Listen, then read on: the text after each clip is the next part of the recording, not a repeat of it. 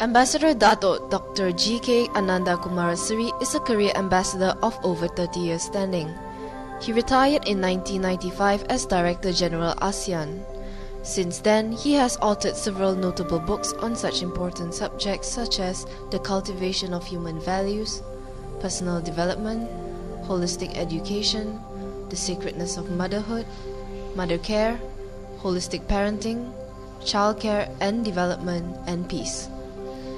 He is a much sought-after Dharma speaker in Malaysia and overseas. His recent treatise on holistic motherhood and parenting is widely used as a practical yet effective training manual for courses on social ills and crimes, such as drug abuse, AIDS, child abuse, and gender inequality. He is the president of the Human Development and Peace Foundation.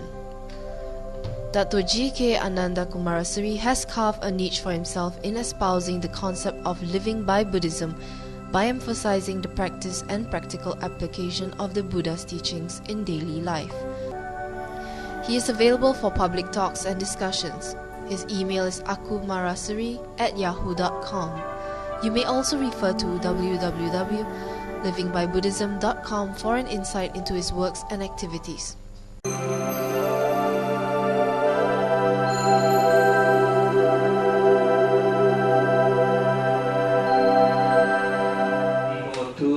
Dharmaputris and Dharmaputras. Just now, Dharmaputri Rachel, Dharmaputri Rachel greeted you, Wu An, right? Wu An. And then we are taught in school from small, good morning, good afternoon, good night. There is no meaning in this greeting, but we continue to use Wu An and Ni Hao, or what the other one is, Chou San. Chou San. There is no meaning. This is all the Western way of greeting each other. Today we are going to discuss Buddhist culture and civilization. So I thought I will spend a little bit more time today to try and bring a better appreciation and better understanding of Buddhist way of life, Buddhist thinking, and Buddhist culture and civilization. One of the most wonderful things that we can do is to try and go back to our old, very old civilization which the Sakyamuni had bequeathed to us, and throw away all these Western and other things we have adopted and revive and reintroduce this into our lives. So I'll always go around explaining why it is important we should greet each other Sukhi Hotu. There is nothing good about the morning. Every time you look at the newspapers or listen to the radio, you get all kinds of news of very bad, disturbing, upsetting things that happen all around the world, or even in your own country in Taiwan. So many things happen. Sometimes it is some terrorist bomb, so many people die, or some rape, or some abuse, or some murder, all kinds of bad news or disturbing news. And you say, good morning. There is no meaning. So we want to teach you a new way of greeting, which will bring in the Buddhist spirit and the Buddhist culture and the Buddhist tradition back to life. And what is that? Sukhi Hotu. Sukhi Hotu means, may you be happy and well always. May you be happy and well always. The other thing about good morning is that you are not wishing the person. You see the person in the afternoon, you wish good afternoon. You see the person in the night, you wish good night. You are wishing the time of the day. You are not even wishing the person. So we continue to do this meaningless, no meaning practice. And I don't blame you, because this is what I refer to as a culturalization. We have been taught that way, and we do not know there's such a wonderful greeting like Sukhi Hotu. This Sukhi Hotu, when you put your palms together, as you can see in this illustration, it is like a lotus bud. You see? It's like a lotus bud. And in Buddhist psyche, when you wish somebody Sukhi Hotu, you wish that the person will bloom like the beautiful lotus flower. The Buddha is always under a lotus flower. It is a symbol of wisdom, symbol of purity, symbol of the Buddha. For a long time, the lotus bud was the symbol of the Buddha. And every time we think of the lotus bud, we think of Sakyamuni in such a wonderful, fragrant way. Sakyamuni is so fragrant and beautiful like the lotus, wise like the lotus, and pure like the lotus. So there's so much of meaning. And it is so wonderful when you greet each other, Sukhi Hotu. See how wonderful it is. When you say good morning, it's not so wonderful. This is like magic. I am sure you did not wish each other Sukhi Hotu. Now let us start now itself. Wish the person on your right Sukhi Hotu. Do so. Next to you, turn and say Sukhi Hotu. Then the person on the left Sukhi Hotu. The person behind Sukhi Hotu. You see, all of you are smiling. All of you are so happy, so cheerful. When you say Chou San or Ni Hao, you don't smile like this. You never smile like this. You just say. Now Sukhi Hotu is born out of metta, of karuna, of mudita, of upeka. All of these things is referred to as Brahma Vihara. Your mind, straight away when you wish somebody Sukhi Hotu, your mind is in a very sublime state of Brahma Vihara. And Sukhi Hotu incorporates all of these wonderful aspects or teachings of Sakyamuni, of metta, that means friendliness or benevolence or goodwill, boundless to all of humankind and other living beings. Karuna, compassion. Mudita, altruistic joy. You find joy in other person's success or happiness. When somebody else is happy, you are also happy. Not envy, not jealousy, not avariciousness. Then upeka, you are equanimous. Whether somebody praise you or scold you or blame you, it doesn't matter. You just carry on the way Sakyamuni has taught. So these are wonderful things all in one greeting. Just one greeting. I am going to now give you an additional spirit. Today I want you to know even more than just this. When Buddhism went to China first time, it did not take much interest. People were not very interested in Buddhism.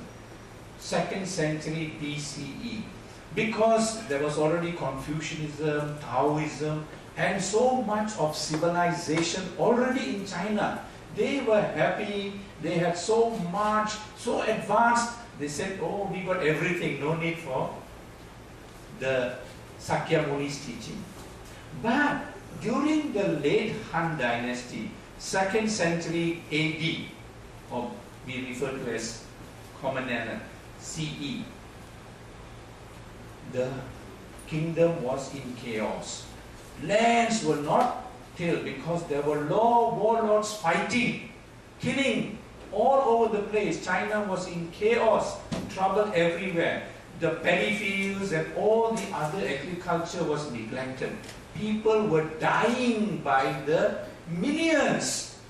And people were starving, nothing to eat. So they were very hungry. Then what can they do? They go to the vihara, to the temple, and go in front of Sakyamuni and ask, please, we need some solace. We are troubled. We want peace. We want peace of mind. And then they began to be interested in Sakyamuni's teaching. Because that's the only way they can feel calm, they can feel peace. And that is when Kuan Yin came into being, very popular. Kuan Yin became very popular because Goddess of Mercy give them some solace. There is nothing else they can do. And so Sakyamuni's teaching became very popular in China. Because of that, they started greeting each other. When they met each other, they didn't say Ni Hao or Chou San. What did they say? They used to say Sek Pao Mei, or now you say Chapa Boy. In Penang is Chapa Boy, but I am from Kuala Lumpur. So Kuala Lumpur they said Sek Pao Mei. What is the reason? This greeting is not just to ask you, have you eaten?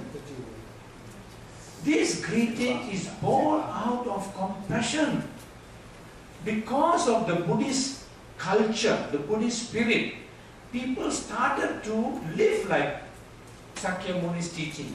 When they met somebody, they asked, have you eaten? And you know that if he is not eaten, you know that he is hungry, he is not eaten because there is no food. You invite him to the house and you give him something to eat.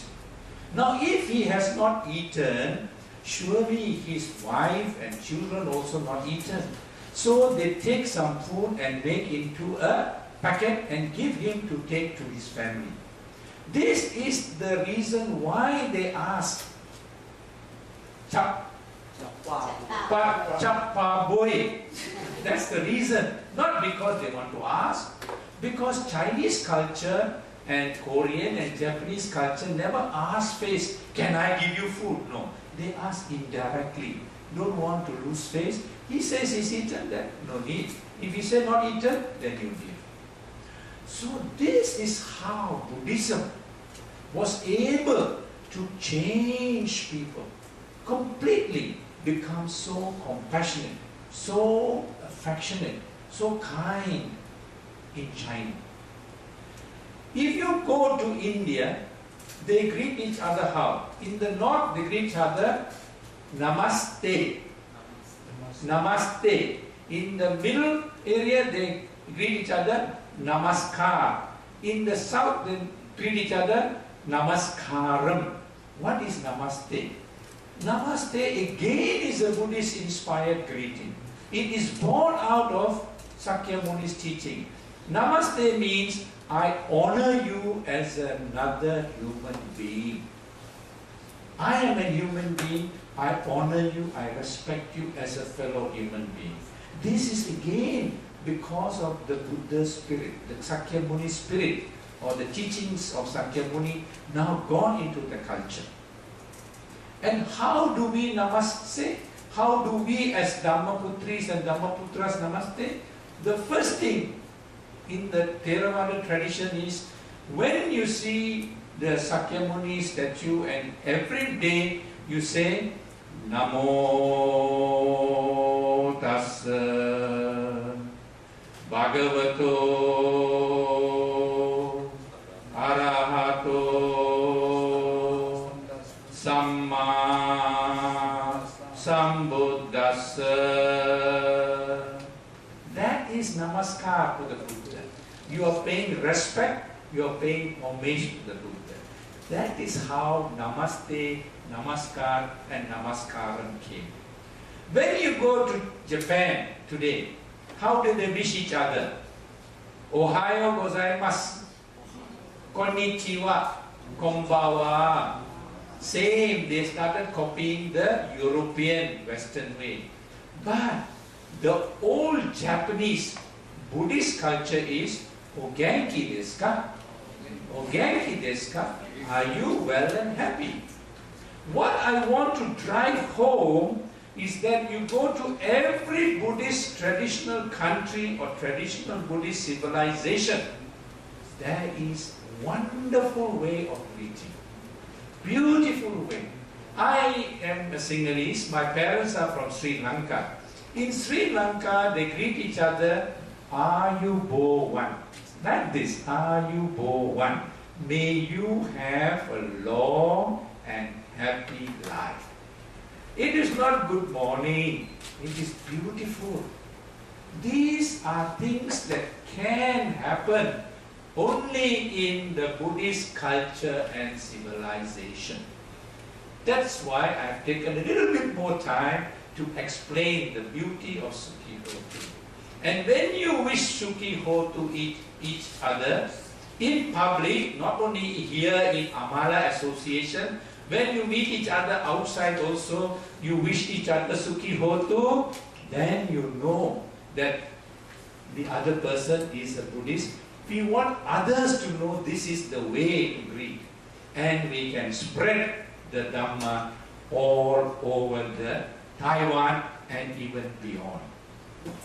Now that you know the rich tradition, the rich culture and history of what Sakyamuni had handed over the centuries, all the countries, wherever the Dhamma went, Sakyamuni's teachings went, it brought out beautiful human qualities. When Shi Fa Xian, he walked from China to India to get the scriptures from India in 399 AD. He walked all across the Gobi Desert into strange lands, strange kingdoms. He didn't know these people, and he didn't have any gun or weapon or passport or any permit or visa. He went all over the Silk Route, over the mountains, climbed over the mountains and went to India. Wherever he went, he greeted Sukhi Hotu and he was welcome. That is his passport. When he greeted Sukhi Hotu, they accept him. Because this is a greeting of friendliness, of goodwill, of compassion, of kindness. This is a greeting which Sakyamuni used during his time, when all the Arahants used, but lost now. So when you go home, I want you to revive these things in yourself and in your family. When you get up in the morning, wish your wife Sukhi Hotu. Husband, wish the wife Sukhi Hotu. Wives must also wish the husbands Sukhi Hotu. Children must wish the parents Sukhi Hotu before going to bed and before leaving the house. This is a wonderful Buddhist way. When you meet each other, wish each other Sukhi Hotu. When you meet somebody else who is not a Dhammaputra or Dhammaputri, wish Sukhi Hotu. And they ask you, what is this? Then, like me, half an hour you can talk all these wonderful things about the Sukhi Hotu greeting. And you can spread the Dhamma that way. When somebody telephone you, you can say Sukhi Hotu. Then say, what is this? Wrong number? No, it is right number. But Sukhi Hotu means you just talk Dhamma another half an hour.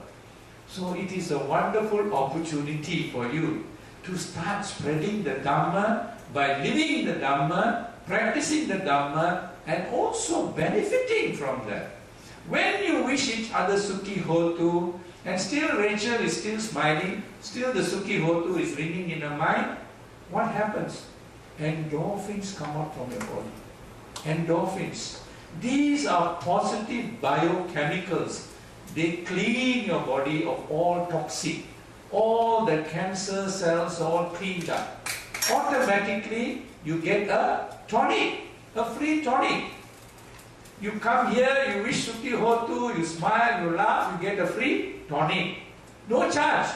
No need to go to Sensei and buy some vitamin and all kinds of additional tonic. You come here to Amala Association, wish each other Sukhi Hotu, smile and wish in the house Sukhi Hotu, you get free tonic.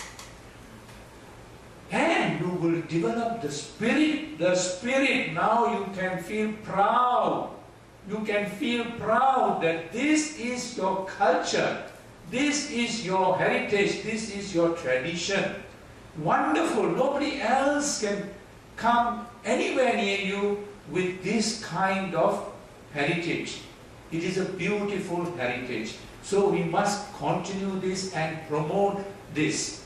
I have so many other things to say. I can talk to you on Sukhi Hotu the whole afternoon, but slowly we will try and develop it. I want you to now use this in daily life, in your everyday life, and I guarantee you and your family that you will benefit enormously. It doesn't cost you anything. Just start the practice. Maybe difficult first time. Even sometimes I forget, I say good morning, because we have been so used to it. From small we have been acculturalized. Now we have to reprogram and deculturalize this, take it away and enculturalize the Sukhi Hotu greeting. Same with a number of other teachings of Sakyamuni.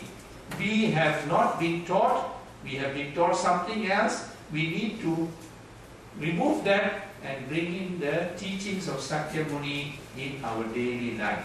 And live and breathe and grow with the Sakyamuni's teachings. Now I'd like to spend a little bit time to focus on Siddhartha, Sakyamuni Siddhartha. Because he is the one who has given us the Dhamma, we must also have some idea of who Sakyamuni Siddhartha is. But not only an idea, but to find inspiration from his life. First and foremost, we must have that strong Shraddha, that strong confidence that Sakyamuni Buddha was not a mystical personality or personage. Sakyamuni Buddha was a historical personage. He lived in India. There are enough of archaeological, historical evidence to say that such a wonderful, such a personality lived in India. So we are not talking of some imagined person, but a real historical person. That's very important. There are still today archaeological evidence of his birthplace in Lumbini, where Emperor Asoka has marked where he was born. And there is Buddha Gaya, there is Saranath, and there is Sanchi, and so many other places, Kusinara. All the historical places are there. Evidence is there. So that must give you a lot of confidence that such a wonderful, magnificent personality lived, and we are the Dhammaputras and Dhammaputris of this great teacher the world has ever known. Second thing we need to appreciate is that when Sakyamuni was born, he had been predicted, it has been predicted that he would either be a Chakravati Raja or a universal teacher. Chakravati Raja is a king of kings. He had every chance, every opportunity to become a great king. His father did everything possible to make him this Chakravati Raja, an emperor, a king of all the other kings. But no, he was not interested in conquest. He was not interested in killing.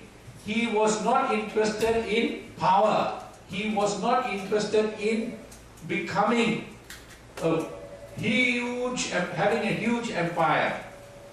He gave up all of that and he was only interested to find the path to Sukha, because he realized dukkha was real, was there. He can't escape. Neither can all his loved ones escape from the dukkha of old age, sickness and death. That shocked him. This is going to happen to me. This is going to happen to all my loved ones. How do I find a path out of that? So he left the palace and he went in search of Bodhi, to get enlightenment and to find the path to Sukha, everlasting happiness. And he went through so many experiments, so many teachers he followed, and from his own experience he tried so many things, until one day he nearly died. He followed self-mortification, denial of all kinds of foods, rest, torturing the body. He became so weak that he was only skin and bones. And he fell at the bank of the Niranjana river. Fortunately, it was at the shallow end. And with the little strength, he was able to get across. And as he sat and reflected, he realized that all these methods are not going to take him anywhere near Bodhi. That he cannot torture his life or his body, nor can he pamper his body. He must follow the middle path. And through this middle path and through developing his meditation practice, he decided to remove all kilesa, all defilements from his mind. And on that wonderful Vesak day, when he sat down under the Bodhi tree and resolved, I will not get up from this Bodhi tree until I attain enlightenment, did he succeed. Now, very quickly, I have summed up the effort of Sakyamuni. And this effort is a self-effort. It is an enlightenment that was not given to him by anybody else. It was through his own effort. It is unique that Sakyamuni, unlike other teachers, were given from some being or some creator or some other power, whatever they went and taught. But Sakyamuni discovered himself through his own effort. It is not a revealed teaching, but a teaching which is born out of actual experience and living. That is important for us to understand. Our Dhamma is based on a person who actually lived, a person who was so wonderful in terms of his human qualities. He had so much of compassion in his actual life. He went out to find the path to Sukha out of compassion for all of his loved ones and all of humankind. That is the reason why he went. So the role model that we have in Sakyamuni is a fantastic role model. This role model that we have as our teacher is a fantastic role model, which we can feel proud. We can feel confident because it is not an imagined person. And whatever that he taught was based on actual reality, basis on the truth. Not an imagined or somebody else come and tell you what it is. This is the reality of life. This is the reality of the world. This is the reality of nature. Based on reality of nature, Sakyamuni has given us the teachings.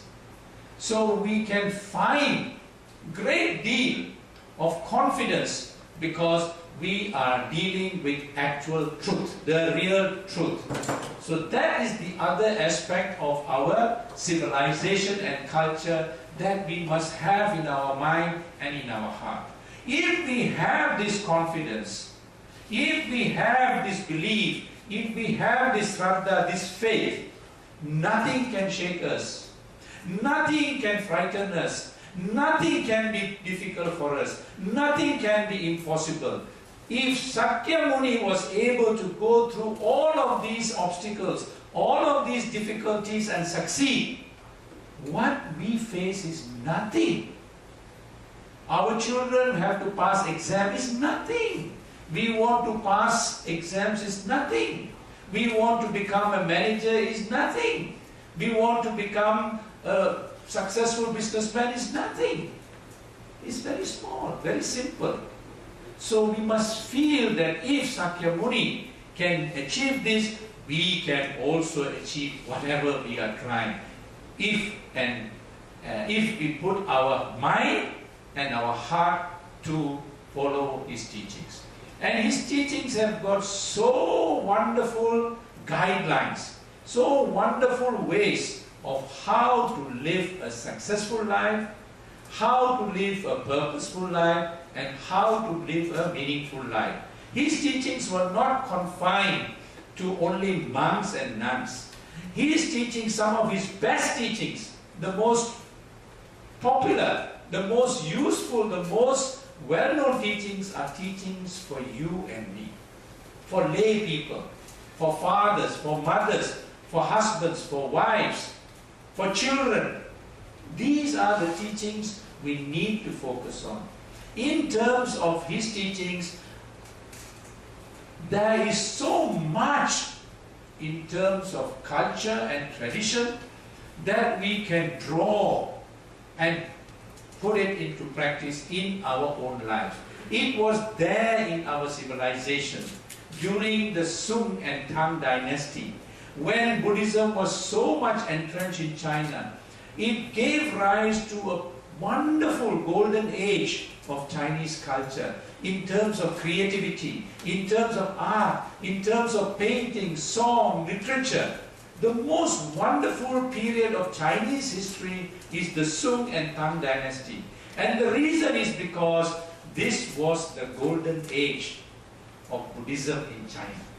So if we can get inspiration from historical fact of our culture and our tradition, historical fact of the teachings of the Buddha, of Sakyamuni, historical fact of his personality, that instead of creating a kingdom which was vast as an empire, but he created a kingdom which was vast in terms of righteousness, the right way of living and the right way to bring up our own personal development, the happiness, well-being of ourselves and all of humankind.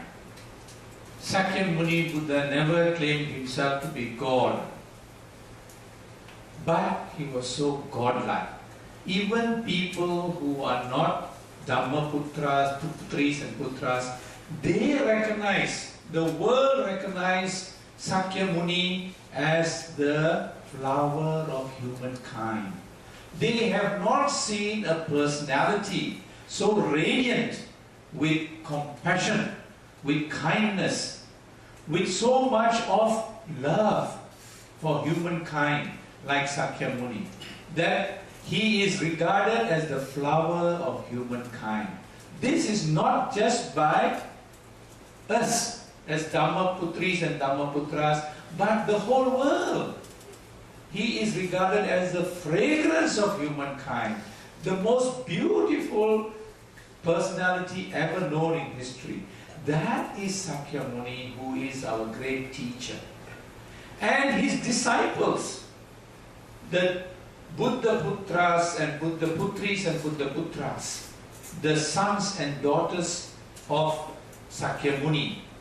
He started with 5 main disciples, and he had a wonderful following of great arahants: Saryut, and Mahamugalan. And as you go on, you have Manjusri, you have Kumara Jiva, and so many wonderful Fa Xian. All these wonderful Buddha Putris and Buddha Putras, they went to different parts of the world and spread the Dhamma. They didn't carry any sword. They didn't threaten anybody. They didn't force anybody. They went as missionaries of the wonderful Dhamma. That's all they had. And they were able to pass on this wonderful Dhamma to so many other countries all over the world. This is unique.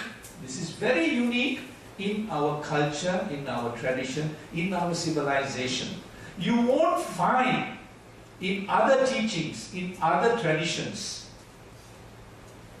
this kind of blameless history. Not a single drop of blood was spilled in the name of spreading the Dhamma. Not a single drop of blood. You look at the other histories, you look at the other cultures and civilizations, they cannot say the same. This is another reason why we can be proud to be Dhamma Putris and Dhamma Putras. Because our culture, our tradition is such that it is blameless. It is completely the opposite.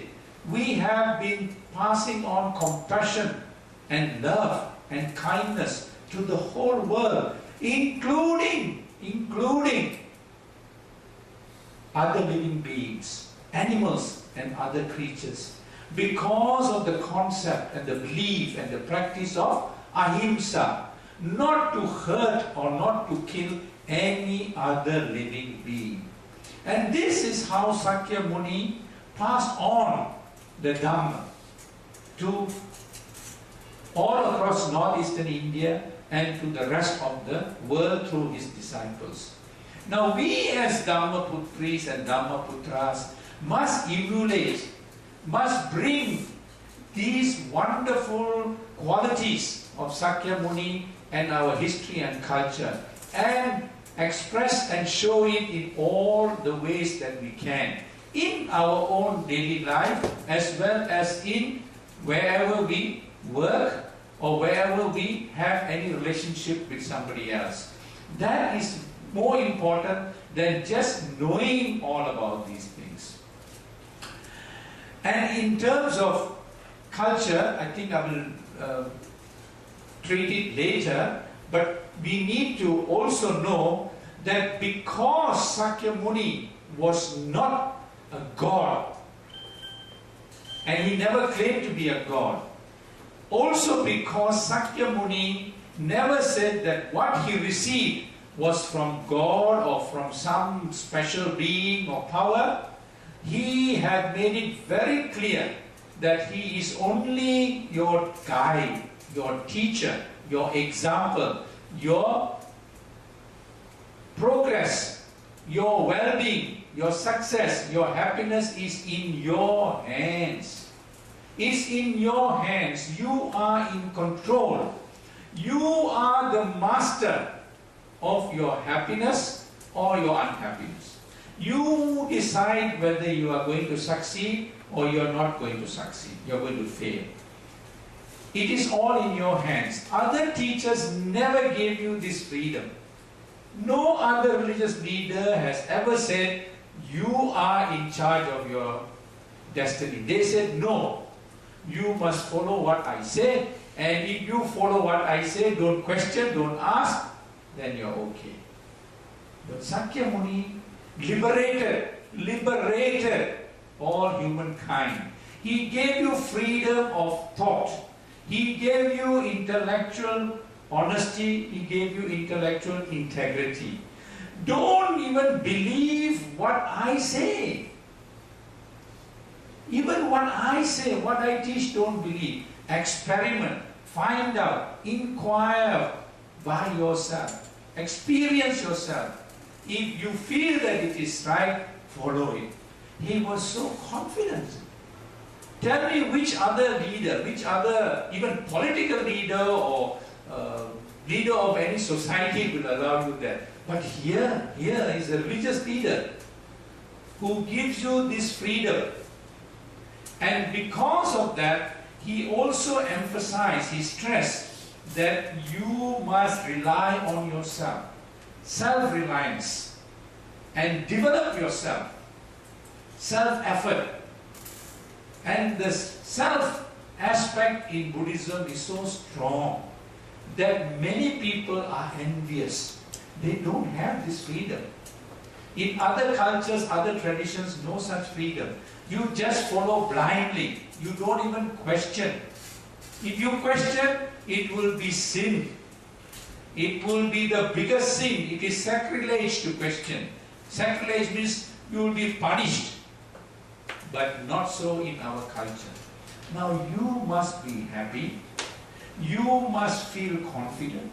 And you must feel that you are now in charge of your life and your well-being, your success and happiness, as well as that of your family, and all those near and dear to you are in their own hands.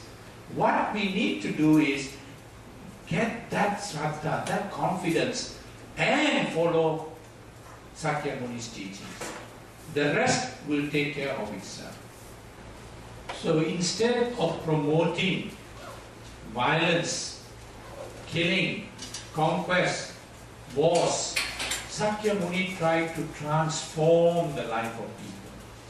He tried to change the life of people so that they will have a much more meaningful and purposeful life. He focused on improving the human being. And a very good example of how he transformed a serial murderer, Angulimala. Many of you might know something about Angulimala, but what we need to see in the Angulimala story of how Sakyamuni was able to change him to become a monk and later on an arahant. That is important.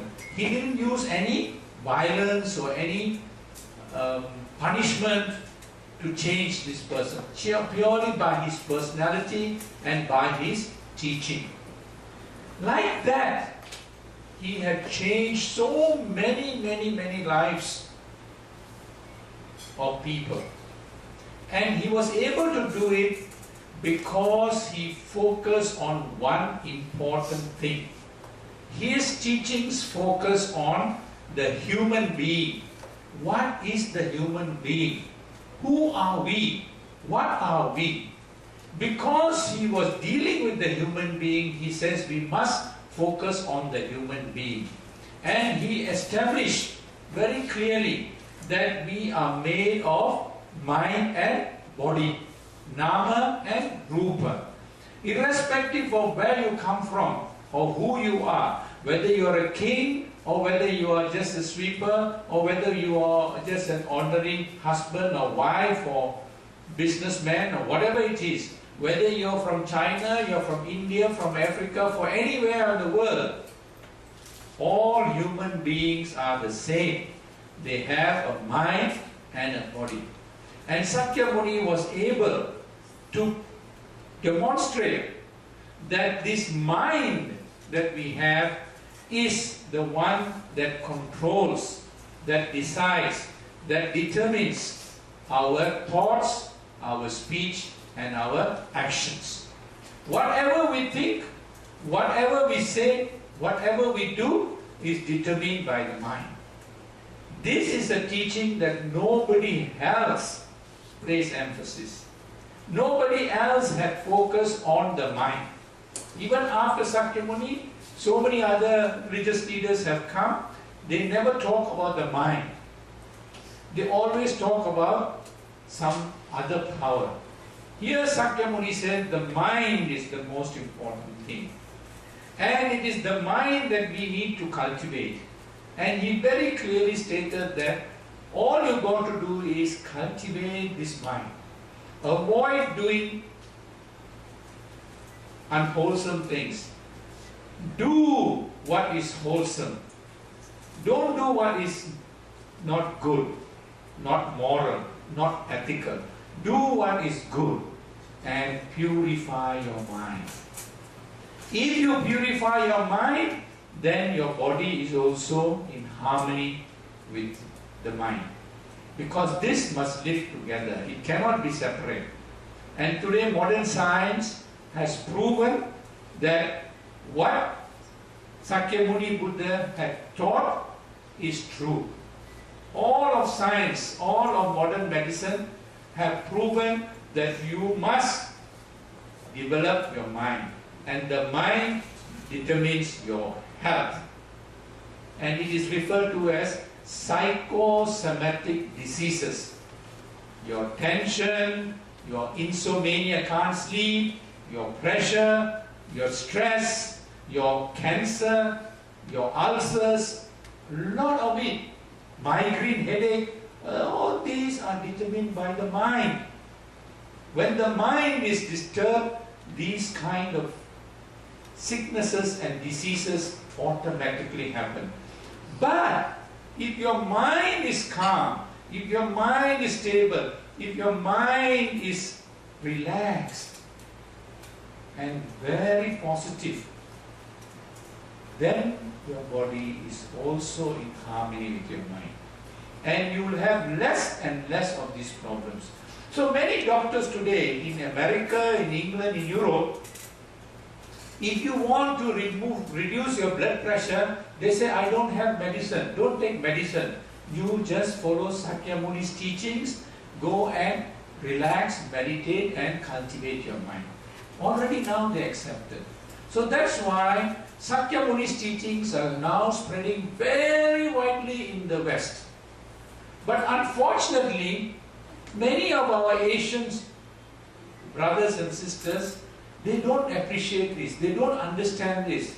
And because they are ignorant, they have not been taught, they go and convert to some other religion. It's very sad, very unfortunate, but happening all over Asia. Some, of course, because of economic and other problems, they are enticed to give up Sakyamuni's teachings and follow some other teachings. So we need to now show even to our own immediate families here in Taiwan, in China, in Cambodia, in other countries, that this is all wrong, that we have so much to benefit from Sakyamuni's teachings. Now this mind that Sakyamuni talked about is not a mind that suddenly starts to function when you are 20 years old, or 10 years old, or 50 years old, or 40 years old. This mind begins to work while you are forming in your mother's womb. The baby in the mother's womb, still forming, the mind is alive. The baby is alive. And in Chinese, this is referred to as Tai Chiao. How to take care of this mind, how to develop this mind while still in the mother's womb. If this mind is taken care of in the mother's womb, then this baby would be having a mind which is in harmony, which is empathetic to Sakyamuni's teachings. And when this baby is born, it will respond positively to the various teachings the father and mother try to introduce to this baby. This is called Tai Chiao. And we need to appreciate that Sakyamuni Buddha's teachings is so relevant to modern day living, to modern life. And we can make use of it for our immediate benefit. It is not a teaching, it is not a tradition or culture based only for us to remember as historical, but can apply to modern life. Because his teachings are akalika. His teachings are akalika, means relevant for all times. Throughout whether it is 5 centuries later, still relevant. Today it's relevant. It was relevant during his time. It will continue to be relevant forever and ever. Because this is the reality of human being. His teachings is based on the reality of nature, the reality of world. Today we face so many social ills and crimes all over society, in not only Taiwan but all over the world. So many social problems are there, of drug addicts, of crime rate going up, of gangsterism, and also various kind of crimes which you have never even heard of before. Such gruesome crimes and terrorism. All the time people are killing each other by 50, 60, 100 people, just like that. And the whole world is trying to find out how to solve this problem, or why is this problem of drug addicts, for example, all over the place. They look at the problem as though the problem is something which is far away, which is outside. They don't look at the problem and see the root of the problem. The root of the problem is the mind. It is the uncultured, uncultivated mind that makes these people do all these wrong things.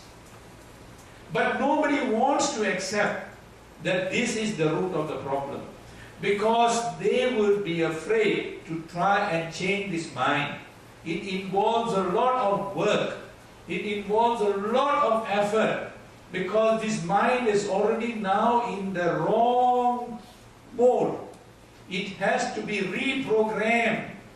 And to reprogram the mind takes a long time, lot of effort. So what they do is, they have awareness program.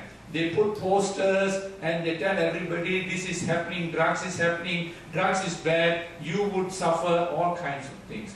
Or they put all kinds of laws and rules and regulations to punish. If you buy drugs or sell drugs, you can even get death penalty. But whatever punishment, whatever laws that you pass is not going to solve the problem. Will never solve, has not solved, and will never ever solve the problem. In fact, when you punish the person and send him to prison, he meets other crooks even worse than him, and when he comes out, he becomes a graduate crook. It doesn't have all these things. This is not addressing the problem. The problem, the root of the problem is the mind. If we follow Sakya Muni's teaching of the mind and the body, and how the mind decides, the mind is the one that determines, we will be able to solve this problem. So we need to now let the leaders and others know, and also within our community, be more aware that we need to develop this mind, to cultivate this mind in the right direction. And if we do that, then we will be able to solve a lot of problems. But more important, we can avoid, we can prevent, we can preempt these things from happening to our own loved ones, our own relations, our own children. They are also going to be influenced by all the things that are happening in the environment, in the world, through the internet, through all kinds of media, mass media, TV. They get all kinds of negative influences. And many children are becoming teenage pregnancies, unwanted babies, all kinds of things happening even in schools.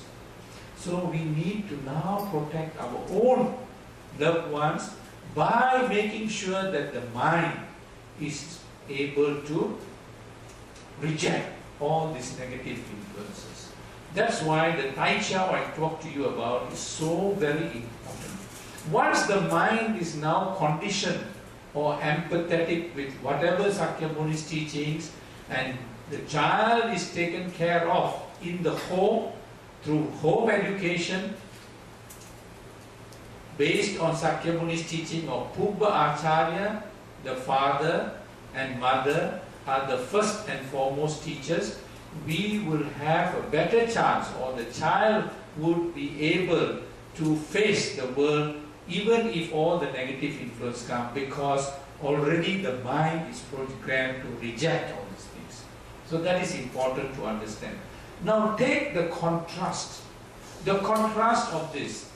If the mind is cultivated the way Sakyamuni has advised us, it will be able to be more creative. It will bring out, it will release a whole spirit of creativity, because each child, each of us have got talents and skills. When we take the Dhamma to our heart, when we are inspired by Sakyamuni, we would be able to create some wonderful things. We can be better singers, we can be better dancers, we can be better writers, we can be better teachers, doctors, better businessmen. Definitely we can reach the higher potential that we have. And history, our culture, our tradition, our civilization has so many wonderful, inspiring examples of how Sakyamuni's Dhamma was able not only to transform people like Angulimala, but also create such a wonderful culture, such a wonderful image of Sakyamuni's teaching in various art forms. A good example is Emperor Asoka. He started conquering all of India, and suddenly he felt very remorse. He saw the blood and the suffering even of small children. And then he met a Samana who then explained to him what is life, what is all this that you are doing is not going to make you any better person, but is going to create a lot of bad karma. And it's better to follow the teachings of Sakyamuni. And from that day onwards, Emperor Asoka changed completely. And he made so much of effort to spread the Dhamma and also to give expression to the wonderful teachings of Sakyamuni. That's why we have all these historical monuments, the Asokan pillars, the lions, Sanchi, and various other places. Then in Gandhara, King Kanishka, he was able to completely inspire so many artists, so many painters, and they built beautiful statues in caves. If you go to Ajanta, Ellora, today, just to see some of these sculpture pieces, you need all kinds of lights. Can you imagine a few thousands years ago, they had no special tools, but they were able to chisel all these beautiful things.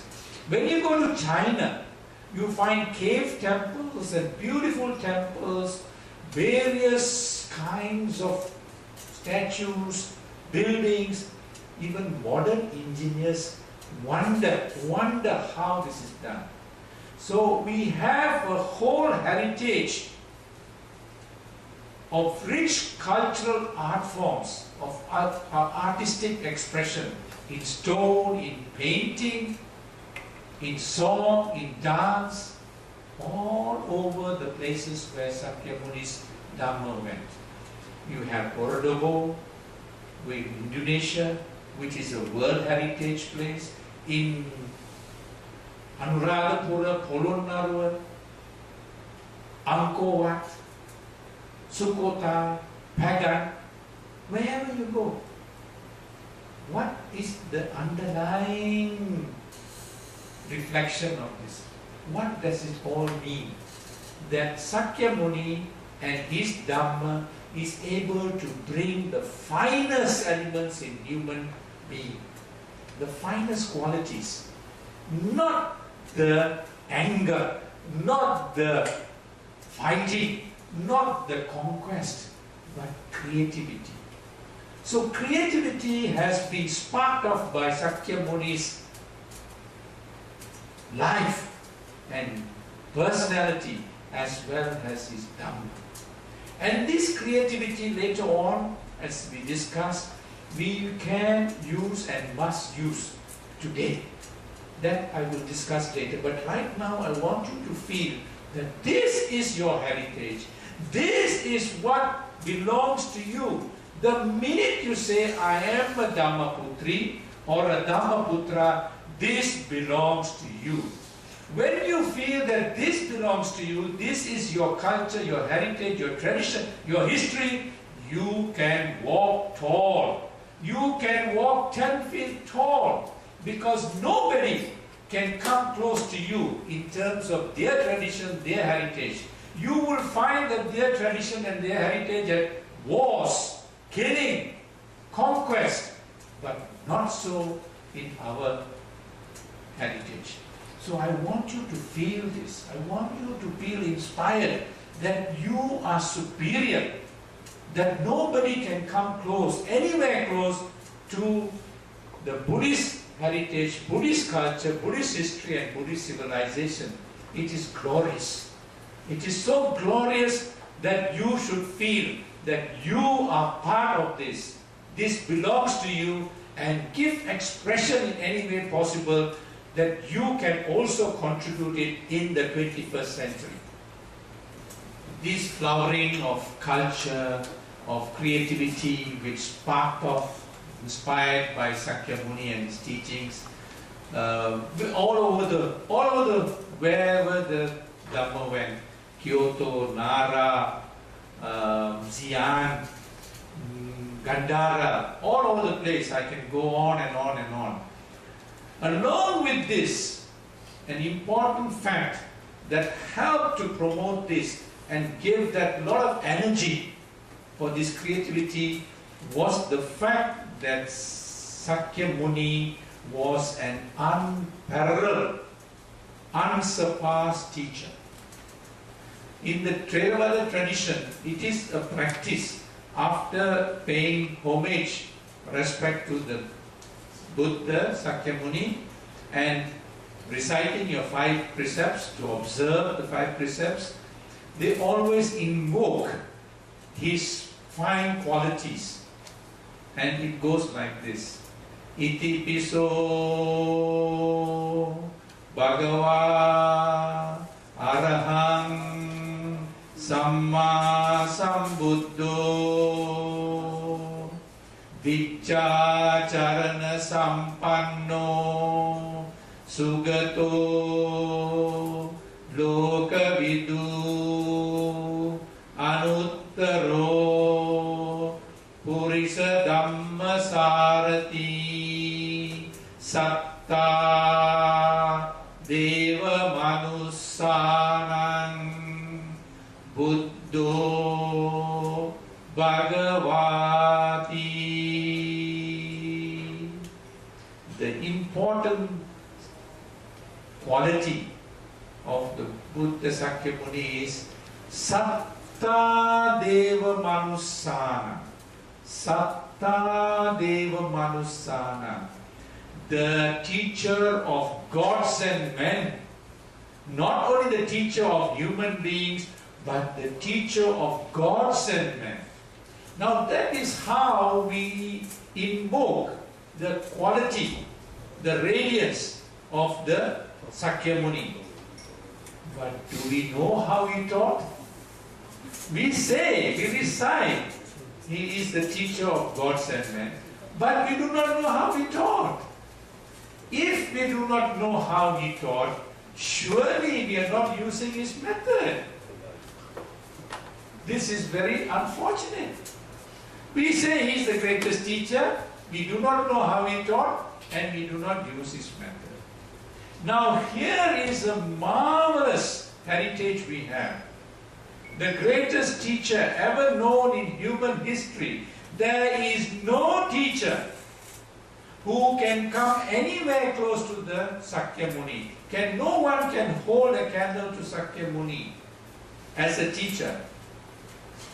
He walked from village to village, from town to town, from city to city, from country to country, all across northeastern India. He walked for 45 years, not one day, not 1 month, not 1 year, 45 years. He taught kings, queens, princes,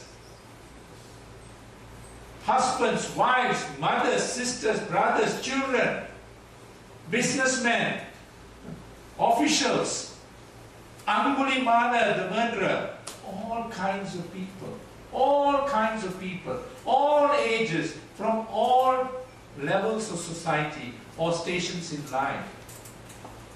He didn't teach only in the morning, or in the afternoon, or in the night.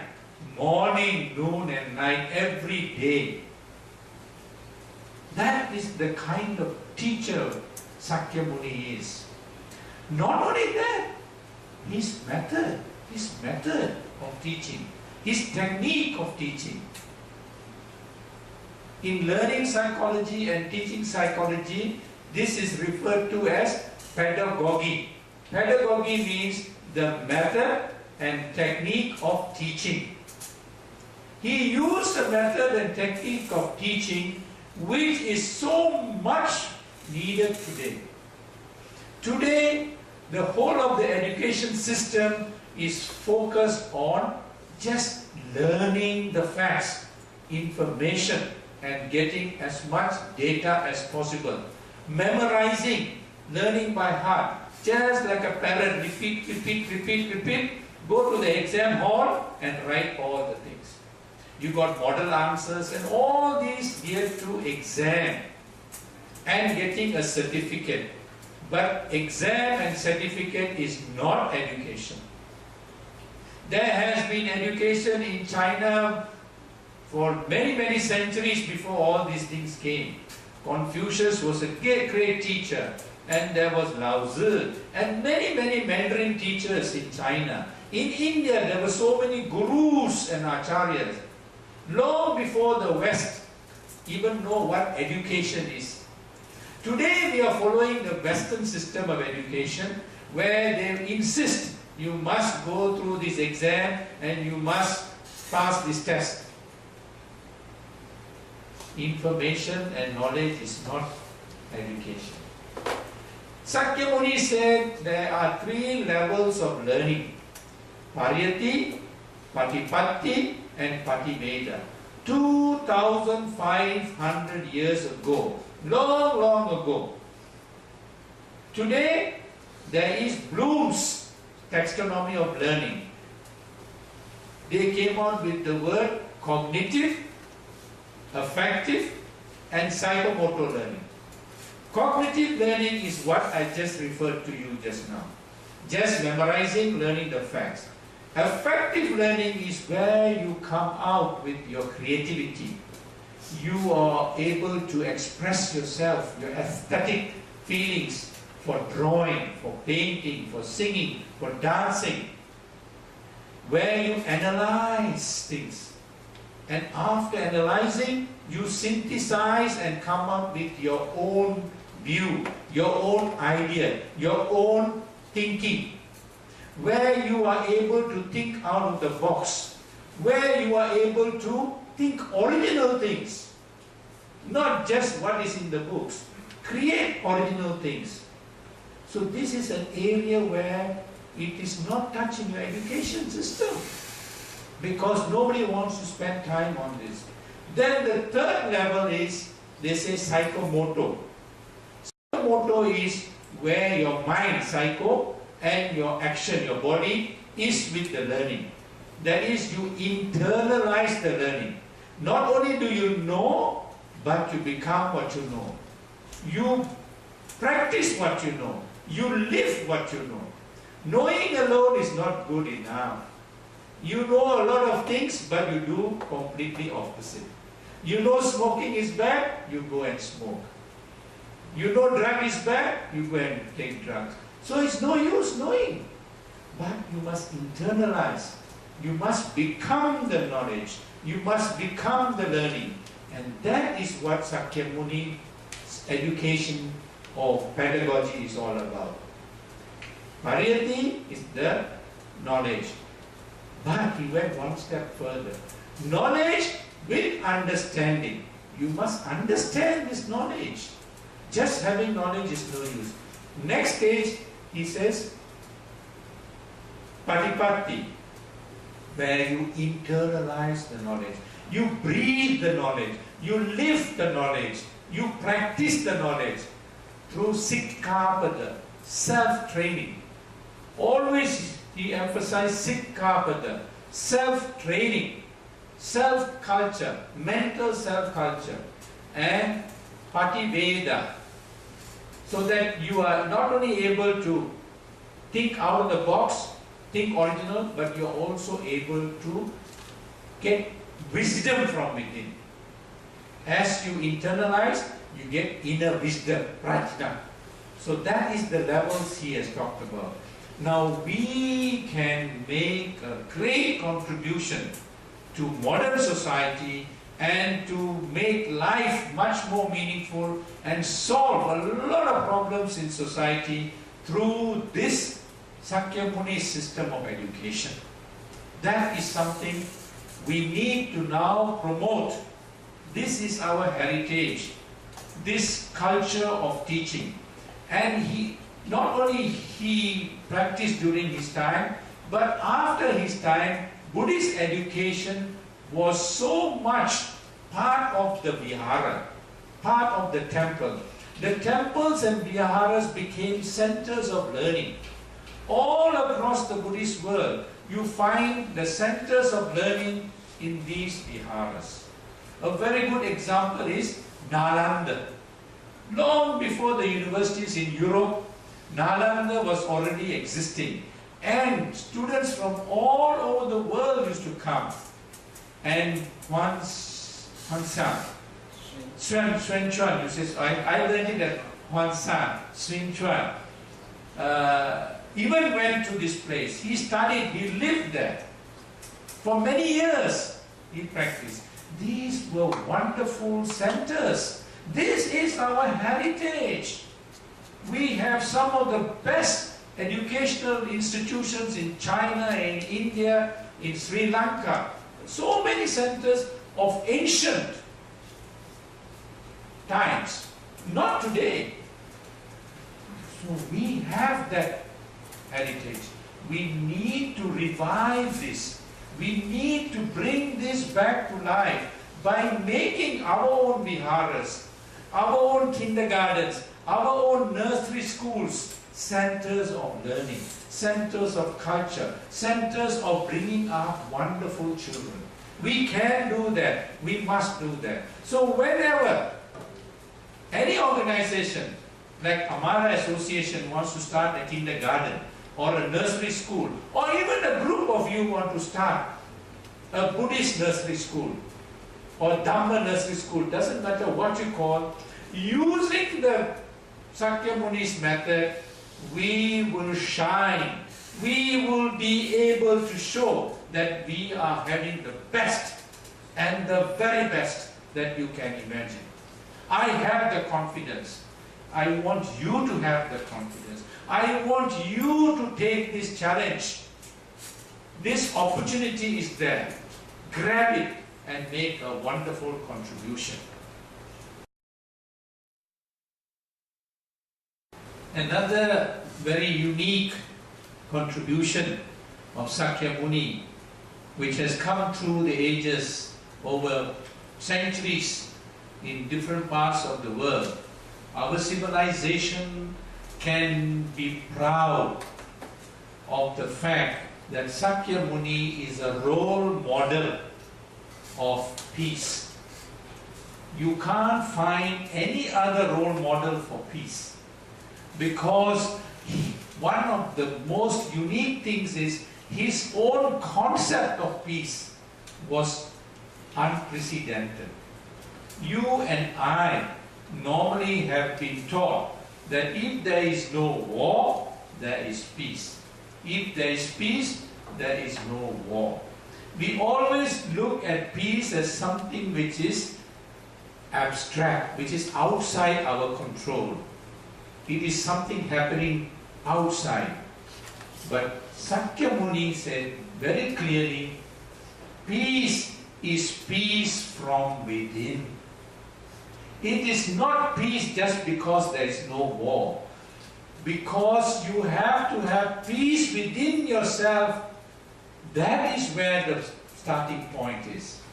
So when you talk of peace, you talk of peace within. The whole world is faced with conflict today.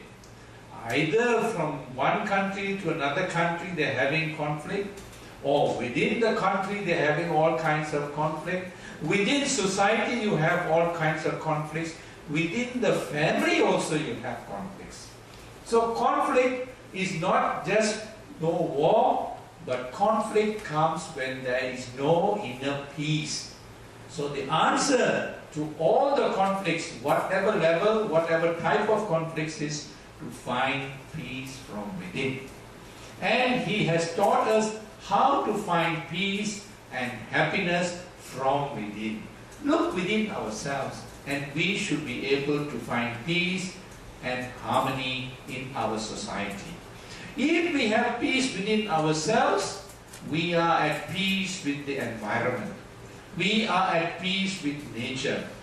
Today there are so many conferences, so many resolutions by the United Nations and various other organizations talking about environmental pollution, talking about climate change. And the whole world is threatened with catastrophe if we don't address this problem of climate change. But where is the problem? The problem is inside us. If we are at peace with ourselves, we will live in harmony with nature. We won't abuse nature. We won't exploit nature until it becomes a problem. So that is a very important heritage we have, a message we have, which we can spread to the whole world very confidently, because this is the answer that nobody is looking at. Only the Buddhist culture, the Buddhist mind, the Buddhist history, Buddhist tradition can give this answer. That is a challenge that we have. Not only that, we are able within our own lives, and following Sakyamuni's concept of Sangha, the fourfold community of bhikkhus and bhikkhunis and upasakas and upasikas, if we can live in a harmonious way, we would be able to show the example to the world how to live in peace and harmony and happiness. I discussed with you how to live within the family, but now within the community. Another very important teaching which Sakyamuni had passed on is the teaching of Samagga. Samagga is to respect and to honor each other as kinsmen. I might be Ananda. Dhammaputra Cheng is Cheng. But somehow or other, either in past lives or if not in future lives, we can be related. That is how the world is. We must regard all human beings as related to each other, kingsmen and kingswomen. And Sakyamuni Buddha himself respected everybody as though they are related to him. And in the Mahayana tradition, you have this incident of Sakyamuni honoring 4 directions. And he says, my ancestors, my relations are all around me. We have to follow this tradition. If everybody follows this tradition, this culture, then there won't be a question of conflict. There won't be a question of not having peace and harmony. Whole of society would be in peace and harmony. This is a wonderful message that we can give to the world, and our Buddhist culture and tradition and history has shown us that this can be done, this was done before, and we can revive it today and make it our contribution to the world, so that there would be peace and harmony. Otherwise we will all be destroyed. What is the best way to maintain the peace of mind? First, I think you must sit down every day quietly. No need to make any major effort. Just before you go to bed, just sit down for a while and reflect. Just reflect. All the things you did for that day. What did you do that day? Just quickly think. And then you ask yourself, all the good things, these are the things. All the not so good things, not happy things, these are the things. And you make a resolution, pledge to yourself that you will not do those things which upset you, which disturb you, which is not very nice. And do only the good things and more of the good things that made you happy. That is a very easy way to at least be mindful of what you did. The next day, when you get up in the morning, you must be grateful. You must be very grateful that you are alive. Many people don't get up in the morning. They are not alive. They are gone. We must be grateful that we are alive. We must be grateful that we are human beings. There are many people in this world who are not human beings. They are living in other woeful realms. They are suffering. A lot of people are suffering. You must feel grateful that you are not in that bad situation. You have at least a good home, a good family, can live a reasonable, comfortable life, and develop your contentment. Be happy, be satisfied, be contented with what you have. You start the day, now night you already said you are not going to make yourself unhappy. So you start the day by saying, you are a girl, but I will say boy. But you say, girl, I am going to make this day a wonderful day. It could be my last day, because tomorrow I might not be around. So you make it a point that this day that you have now been born again, you are going to live and enjoy and relish it. Value it. Because maybe tomorrow you're not around. And do all the good things that you do. These are simple, practical applications. But there's deep Dhamma inside. The deep Dhamma is impermanence. It's no use learning impermanence, that everything is impermanent, that life is uncertain, death is certain, if you don't apply. We learn a lot of Dhamma as a lesson, as a subject, but how to live the Dhamma, okay? Now this day, you value so much, you are not going to say something that is going to hurt somebody. Because if you say something, you can't put it back. So you are mindful. I must be mindful, whatever I do, I am not going to hurt myself, or I am not going to hurt somebody else. I must be mindful that I will only do something which is good for me and also good for others. So I can guarantee you that day would be a wonderful day. You will have peace of mind, you will have contentment, you will have happiness, you will have satisfaction. Very simple. Because when you are mindful, that is why we go and meditate, to practice this mindfulness. But after meditating, you come back, you shout the house, you shout the husband, you shout to the wife, you shout the children, it's no use. It's no use. Or after meditation, you come back, you don't smile. Oh, I went to meditation, so I cannot smile. I must be very serious. Teacher said must be very quiet, cannot move, cannot talk, cannot do anything, cannot laugh.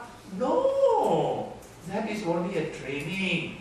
That is only a drill. You come back, hug your children, be close to your husband, be close to your wife. The Buddha wanted all these things. This is only a practice. So you will now live with mindfulness, awareness, every moment of the day. When you take food, if you want to take a cigarette, no, this is a cigarette.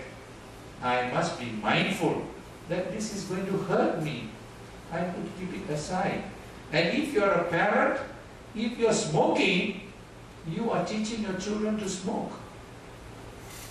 You cannot teach children don't smoke, don't drink, and you go and combine and you start smoking. Cannot. It cannot work. So all this mindfulness, awareness, mindfulness and heedfulness, these are English terms, but Sakyamuni Buddha's teaching has got all of this. But what I want to emphasize in my very simple but very effective way is that all the Dhamma is inside, whatever you do, if you follow this method. Now if one day is like that, the next day is like that, the next day is even better and better and better, then you will have peace of mind. Right or not, sister? You will have peace of mind. Not one day, but every day. Every day. One by one. One by one. No need to think too far behind your head. Just live the moment. If you are angry, let it go. What for you want to get angry? Because if you are angry, the other person is not going to hurt. He won't burn or she won't burn. You are burning inside. All the toxic is coming inside your body, not the other person's body. All the cancer cells coming out here. But if you say Sukhi Hotu, then you laugh, you smile, all the endorphins come out. This is so effective in Sakyamuni's teaching. Only thing is, we are not using it. We are so lucky, we are so fortunate. Others don't know these things, others don't have these things. But we don't use it. So our job, Professor Cheng's job is to promote, to encourage how to use this. Dharmaputri Rachel said this is not Buddhist practice. This is Buddhist practice. She's gone away. This is Buddhist practice. Walking in the mountains, being close to nature. How did Prince Siddhartha spend his time? He was with nature all the time. He loved nature. He was born in Lumbini, a paradise-like garden. Beautiful flowers in the spring, all blossoming, birds singing, butterflies flying, deers walking around in Lumbini Park.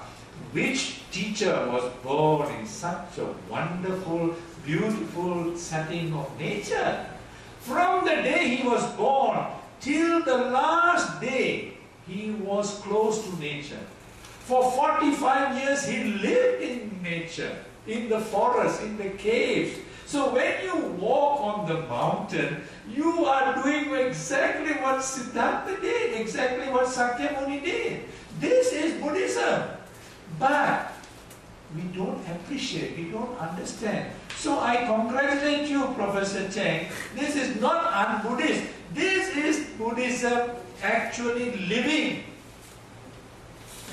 In fact, because of the wrong understanding and the wrong impression we give to the children and youngsters, we have a big problem today. All the youngsters you talk to, they say, oh, Buddhism very boring. Buddhism very serious.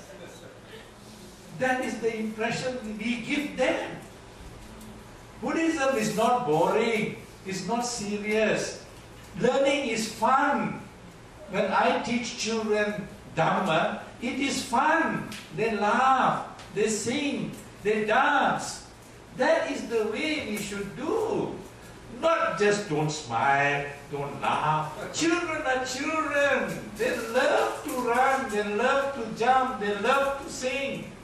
So we must now understand our weakness, our wrong understanding, our wrong impression we've been giving, and make everything more positive, more alive.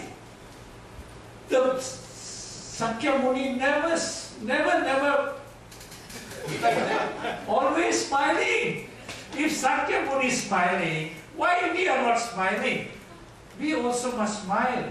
And we have reason to smile because he shows us the path to happiness, to well-being, to success. So we must smile, we must be confident, we must have inspiration, courage, energy. We must have energy, determination, all in Sakyamuni's life, resolve. We must use these things. And we must show by our example to our children and to the young people, this is the way. And then we will have all kinds of wonderful, wonderful children and wonderful, wonderful Dhammaputris and Dhammaputras. Before I respond to your question, I want to salute our sister Gold. You are gold, you are gold. And even from your face, you are shining. You can see light coming from your face. Yeah.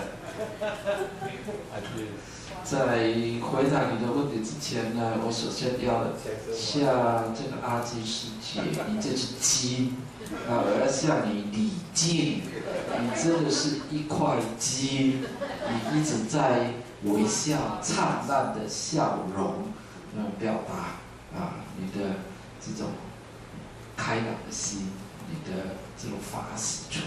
So you are living the meaning of your name. The meaning of your name is not gold as gold, but gold because it glitters like gold. That is why they gave you the name gold.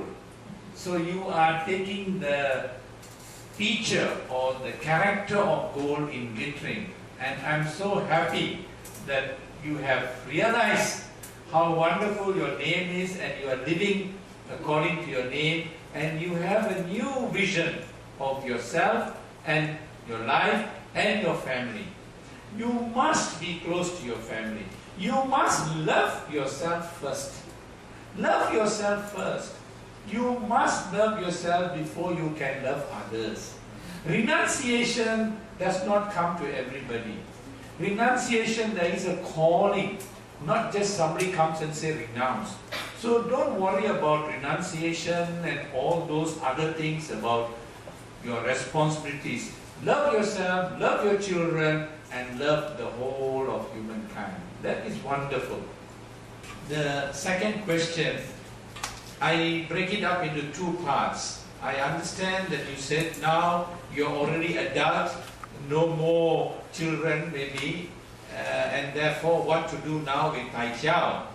We can start anytime. Even if we did not benefit from it, our next generation, we must teach our next generation, the children, what Tai Chiao is all about. They are not going to learn it automatically. We must provide that opportunity. So we will be running programs for youngsters and we will be introducing books in a story form. where they will read about animals and then they come to know what is to live a happy married life.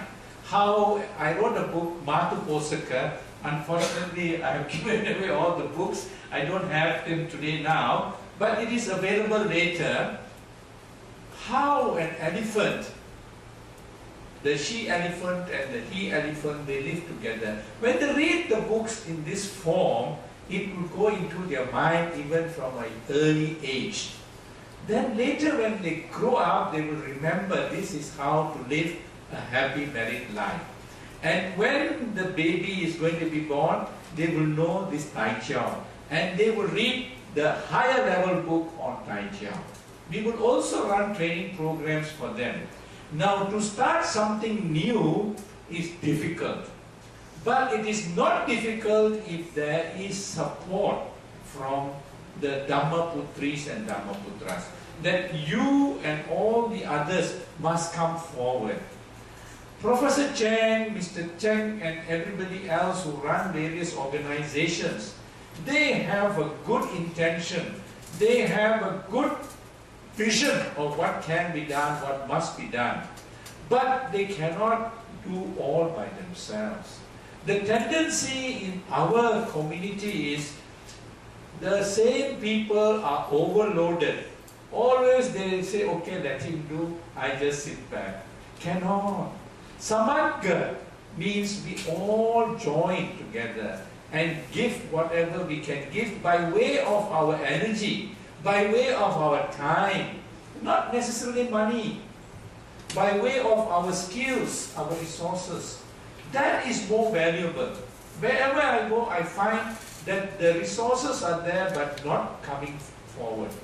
So if we can do that, I am sure, even if we have not benefited so much, we can make sure that the next generation, our children, will benefit from this. Now, Tai Chiao is only the first stage. As parents, we have still a lot to do. The children are still our responsibility and a duty. Sakyamuni went from Tai Chiao to how to bring up the child in the home. Then when the child is going to school, how to take care of this child. How to be a very responsible, dutiful, loving, caring parent. All these things in there. That also we will have for the parents. Now parents must understand Tai Chiao for children to benefit. Parents must understand the Buddha's pedagogy, the second part of your question.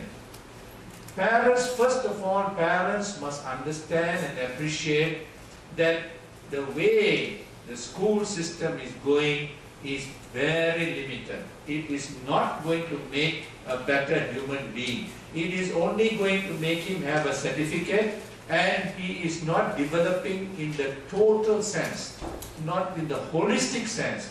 That is more important. And we have various books for them to learn, to read in the home. Parents must understand that. So when we run programs, we have programs for parents, and then we have the activity for the children. Because if the parents don't respond, then a big void is created, because that is a very important component, the parents' involvement. Usually what happens is, parents send children to school and they say, Kautim, I have finished my job. Okay, finished. The teacher is not a magician. No teacher is a magician.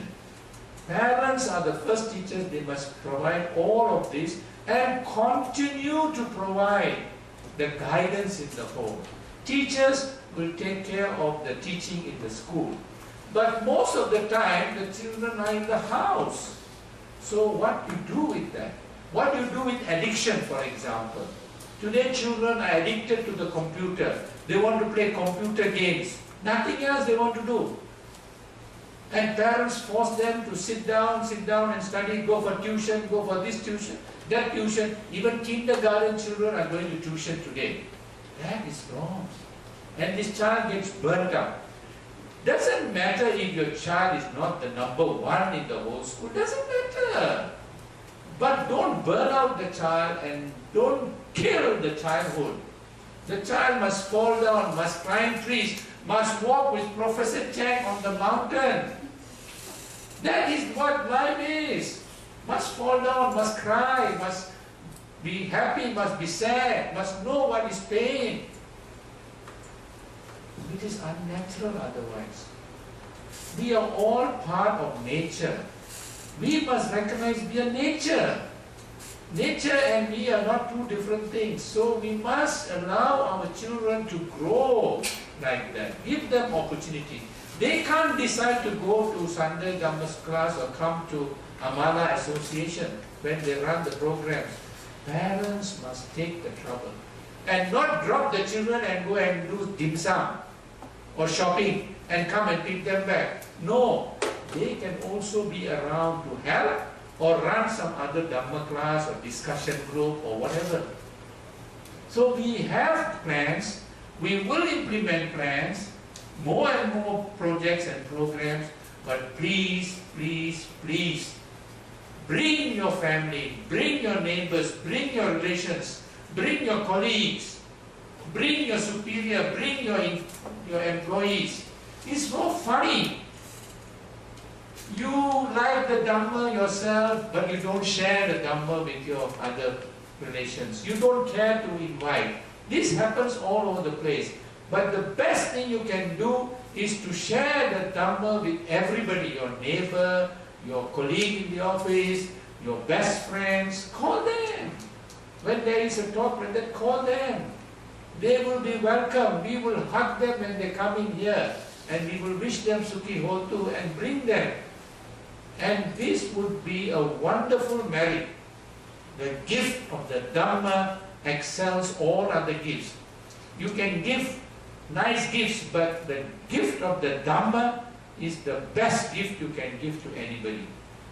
So that is my response, Dhammaputri. And I hope that, since you are inspired, you will be able to get others inspired, and we will then have a snowball, it will just have a life of its own, a momentum of its own. And that's how things start. We can have a big movement, we can have a big organization, we can have huge activities.